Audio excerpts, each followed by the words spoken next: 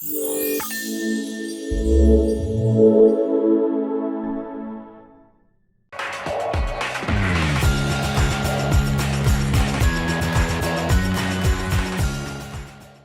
à tous, nouvelle édition du JT pour faire le tour de l'actu de l'expérience client et collaborateur.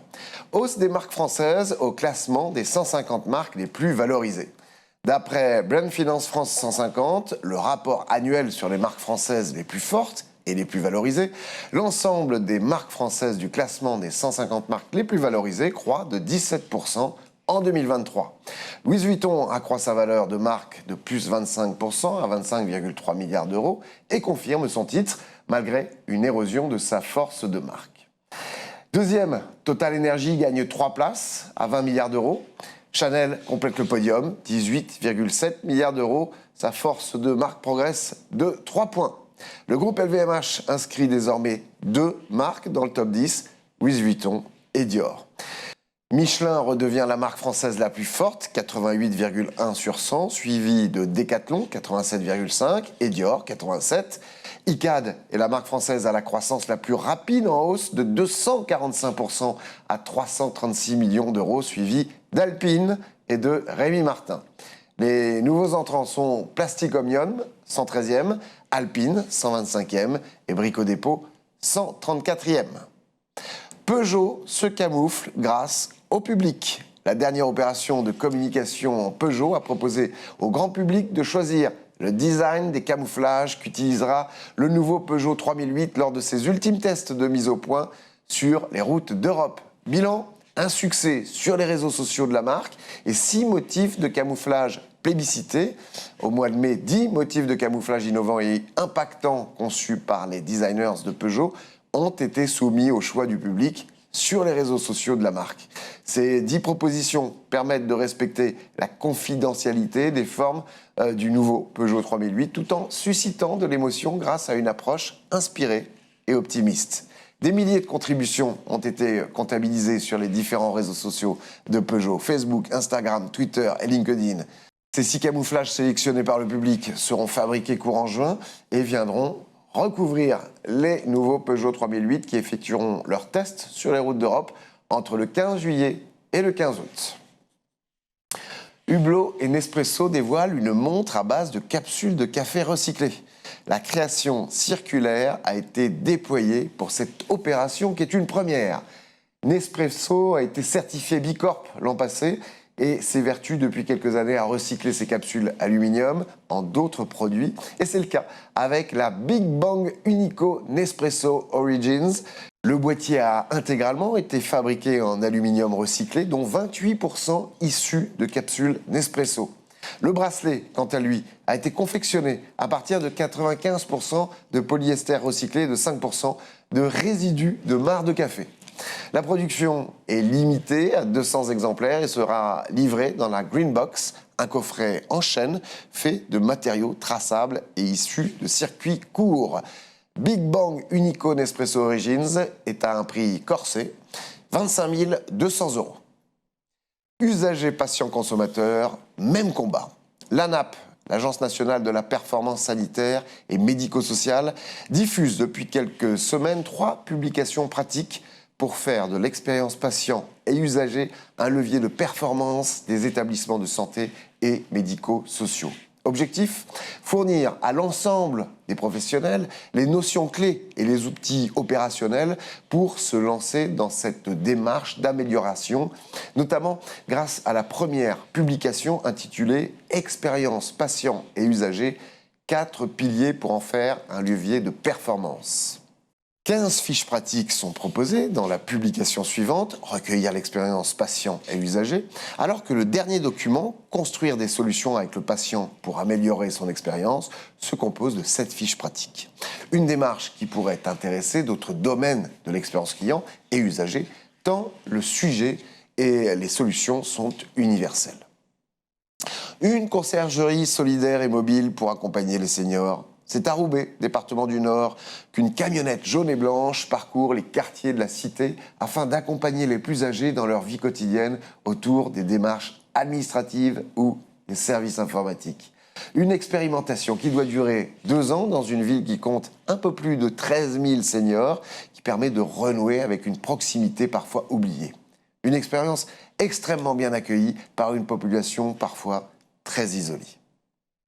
Signal Conso est sur smartphone. L'application gouvernementale gratuite permet de signaler un problème de consommation directement depuis un smartphone. L'application, qui offre les mêmes fonctionnalités que le site internet, permet aux consommateurs de saisir un professionnel plus rapidement pour un problème, que ce soit de livraison, de promesses trompeuses, de contrats, et propose également de se renseigner sur ses droits. Sur ces 12 derniers mois, près de 200 000 signalements déposés sur des achats en ligne, en magasin, sur des travaux de rénovation ou encore sur les voyages et les loisirs. Et le label gouvernemental est un bon accélérateur de résolution des problèmes. Comment donner la parole à la majorité silencieuse et satisfaite? C'est la question que s'est posée cas par cas, spécialiste de la rénovation de menuiserie à domicile, fort de ses 135 magasins en France. Les demandes d'avis finissent par lasser les clients, et notamment les plus satisfaits. Il fallait donc trouver un moyen de baisser le niveau de sollicitation pour augmenter le taux de retour des clients les plus discrets, améliorer dans la foulée l'e-réputation et faire progresser les demandes de rendez-vous. Pari réussi pour la marque, qui s'est associée à Custplace et sa solution basée sur l'écoute terrain et qui analyse via l'IA la sémantique des réponses clients, avec un beau résultat au bout d'un an, plus 40% des demandes rendez-vous pour l'enseigne cas par cas. L'IA, justement, eh bien, elle est aussi dans l'immobilier. Au-delà de la création de contenu, l'intelligence artificielle pénètre de nouveaux marchés et s'interpose comme un acteur déterminant. C'est le cas de l'immobilier, où on sent bien le potentiel sur des services de décoration d'intérieur, sur les calculs d'estimation via la big data, ou encore une recherche de biens augmentés. Sans parler des services à distance qui vous permettent d'obtenir, par exemple, un devis de déménagement par visio. Autant de bouleversements vus par certains comme de belles opportunités de développement, notamment des agences immobilières entièrement digitalisées comme Paris. L'inflation et les incertitudes économiques annoncent des coupes budgétaires qui font trembler le marketing. Et c'est en tout cas ce que les responsables marketing redoutent dans une étude récente de Sprinklr, la plateforme de gestion unifiée de l'expérience client, en partenariat avec le CMO Council.